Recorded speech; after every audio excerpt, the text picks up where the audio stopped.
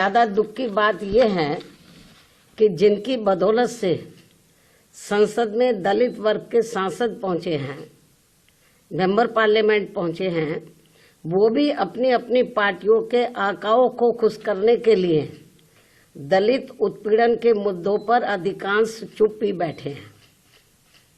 चाहे वो दलितों के उत्पीड़न का मामला अपने देश का हो या फिर बांग्लादेश का हो।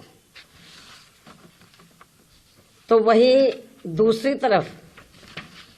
दूसरी तरफ पड़ोसी देश बांग्लादेश में हिंदू जो बड़ी संख्या में जुर्म जाति के वहां शिकार हो रहे हैं, उसमें अधिकांश संख्या उन दलितों की है, उन वीकर सेक्शन के लोगों की है, कमजोर तबके के लोगों की है, खासकर दलितों की है, जिनकी भारत देश में बहुलता होते हुए भी बंटवारे में जबरन उनको बाबा साहब डॉक्टर भीमराव अंबेडकर को संविधान सभा में चुनकर भेजने की सजा के तौर पर पाकिस्तान को दे दिया गया था।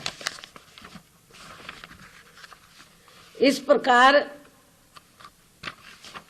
बाबा साहब डॉक्टर भीमराव अंबेडकर संविधान सभा में बंगाल के जिस जैसोर खुलना क्षेत्र से चुनकर आए, तो उसे हिंदू बाहुल्य क्षेत्र होने के बावजूद भी षड्यंत्र के तहत पहले पाकिस्तान के हवाले कर दिया, जो अब बांग्लादेश में है। वो क्षेत्र अब बांग्लादेश में है, और जिस क्षेत्र को पहले पाकिस्तान के हवाले कर दिया था, जो अब बांग्लादेश में है, तो हिंदुओं में भी अधिकांश संख्या वहां वीकर सेक्शन की थी, जिससे फिर बाबा साहब डॉक्टर भीमराव अंबेडकर वहां से इस्तीफा देकर भारत वापस आ गए बांग्लादेश से। और ये सब जातिवादी खेल कांग्रेस पार्टी का था। और अब जब वहां इनका शोषण हो रहा है, तो विपक्ष की ये मुख्य पार्टी इस पर चुप है, कांग्रेस पार्टी चुप है। और अब वह केवल मुस्लिम वोट के लिए संभल चिल्ला रही है। इस मामले में कांग्रेस, सपा व इनके समर्थक दल एक ही थाली के चट्टे बट्टे हैं।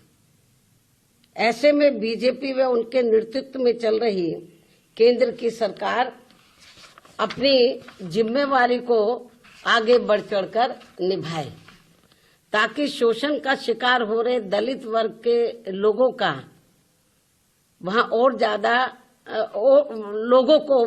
ज्यादा शिकार ना होना पड़े, जिनकी तादाद वहां बहुत ज्यादा है।